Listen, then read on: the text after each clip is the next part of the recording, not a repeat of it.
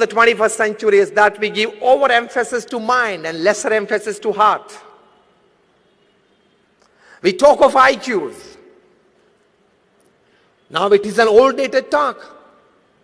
In the 90s it was talked about the IQs. At the turn of the millennium they started a new quotient, and that is called the emotional quotient. From IQ it shifted to EQ.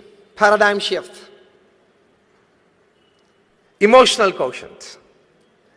Your IQ is you think rationally, you talk purposefully, you act meaningfully, and you deal very effectively with the situation. That is your IQ. They say good IQs make good team heads. You can lead a good team. More than IQ is your EQ, emotional quotient. It's all about having empathy for others, where you know and you consider before taking a decision your own emotions and the emotions of the person before you jump to a conclusion. It is like knowing the whole picture before you jump to a conclusion. That is called your emotional quotient. And they say the top management gurus, you read them, Jim Collins, Stephen Covey, Anthony Robbins, Ken Blanchard, Robin Smith, they all have come to recognize, accept, and propagate that those with higher EQs, they become leaders, not just team heads. Because when you learn to deal with people more than machines, when you keep on having increased trusts in people more than machines, not only you grow, people grow, the environment enriches around you.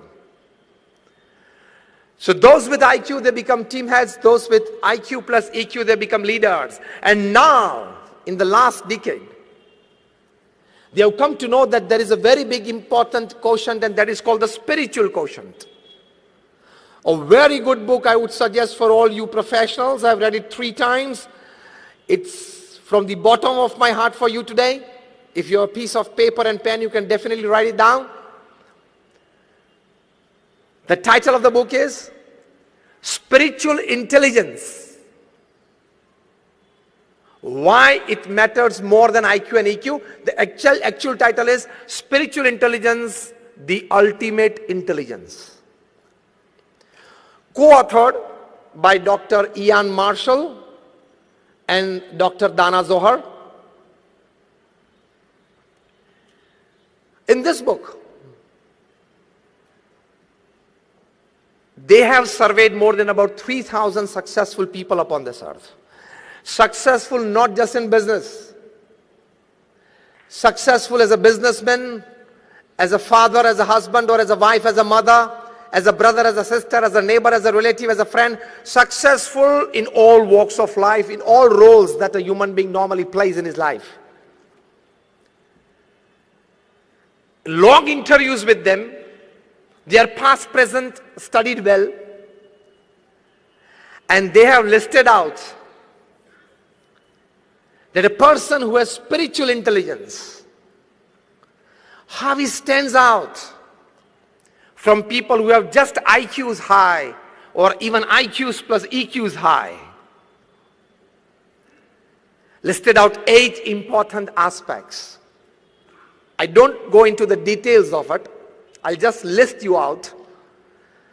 People with high SQ, or if you want to develop a good SQ, the other way around, you need to work upon these 8 areas. The first is flexibility to change. The new Harvard definition of intelligence is, the more quicker you can adapt yourself to a change, you are intelligent. Many of us, we have mathematical intelligence, we are good at numbers, engineering, softwares. Many of them, we have concrete intelligence, we can deal with machines well. Many of us have social intelligence. We can interact with people well. But the best intelligence is flexibility to change. He survives. Second spiritual intelligence aspect is self-awareness. What am I? Where am I? What I'm supposed to do? What I'm talking? What I'm looking at? What I need to talk? Who are the people around me? Absolute self-aware person. He never makes a private or a public mistake. That is spiritual intelligence. Third, an ability to face and use suffering of life. Any suffering in your life, personal life, professional life, social or family life, that is part and parcel of life, isn't it?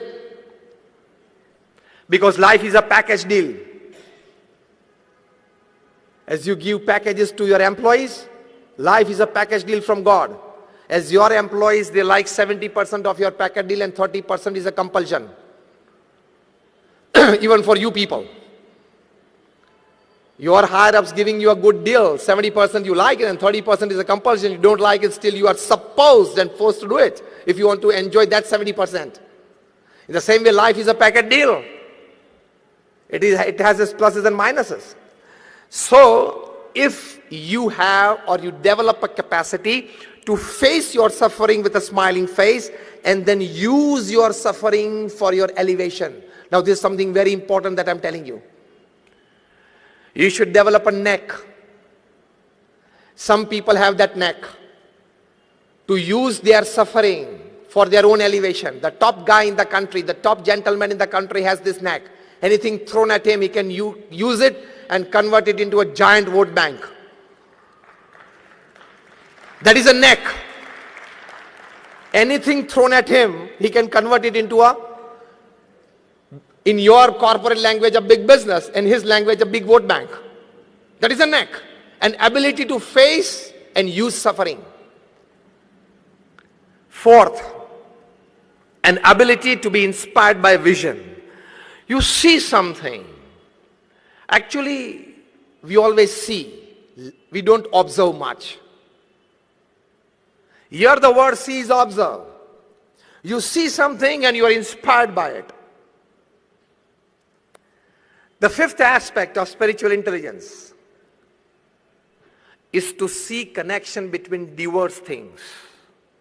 Diagonally opposite happenings, and you see a connection between them. That is very crucial to you solving problems at your workplace. The sixth aspect of spiritual intelligence is an ability to cause as little harm as possible to people and surroundings.